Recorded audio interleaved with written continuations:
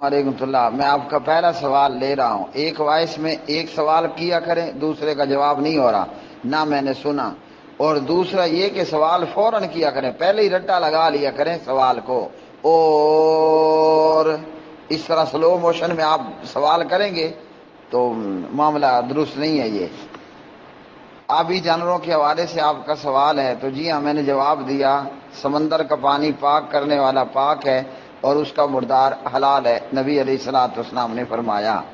اب مگر مچھ ہے، مچھلی ہے، جناب جتنی بھی آبی مخلوق ہے وہ سب کی سب حلال ہے۔ آپ کا سوال آج میں یہ ہے کہ مینڈک ڈڈو، تو جی ڈڈو حلال نہیں ہے، اس لیے کہ نبی علیہ الصلوۃ والسلام نے ڈڈو کا شکار کرنے سے منع کیا، تو جس کا شکار منع اس کا کھانا بھی حلال۔ ڈڈو مینڈک حلال نہیں ہے۔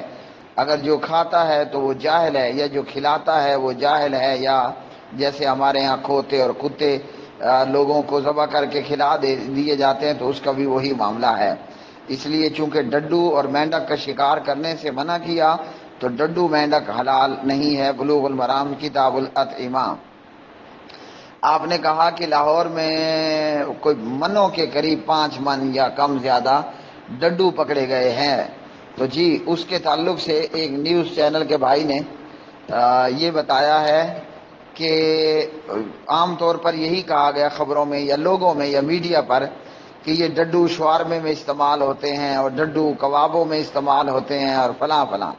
تو اس بھائی نے یہ بتلایا اور دکھلایا جو اس کی تحقیق تھی کہ یہ میڈیکل کے اسٹوڈنٹ تھے کہ جو تجربات کے لیے ڈڈو استعمال کرتے ہیں، مینڈکوں کو استعمال کرتے ہیں۔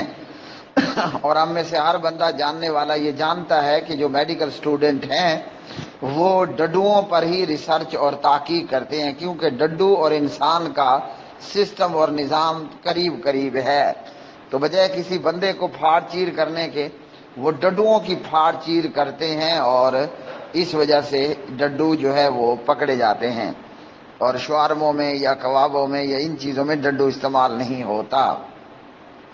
تو یہ ہے، اب یہ کہاں تک سچ ہے یہ اللہ ہی بہتر جانے۔ اب منوں کے قریب اگر ڈڈو پکڑے گئے ہیں تو حیرت زدہ بات، اور اگر کوئی شاپر دو شاپر ڈڈو پکڑا گیا اور میڈیا نے بڑھا چڑھا کر پیش کیا تو پھر وہ درست نہیں ہے۔ اور شاپر دو شاپر تو سمجھ میں آتی ہے کہ بے شمار میڈیکل کالج ہیں یا میڈیکل کالجز کے بہت سارے طالب علم ہیں، اور لیبارٹریوں میں ڈڈوؤں پر تجربات کیے جاتے ہیں اور سیکھا جاتا ہے وغیرہ۔ لیکن اگر کوئی ڈڈو پکڑ کر شوارموں میں اور کھانے پینے کی چیزوں میں کھلا پلا رہا ہے تو اس کا ایسا کرنا شرعاً حرام ہے، اور وہ قانونی طور پر سزا کا پورا مستحق ہے۔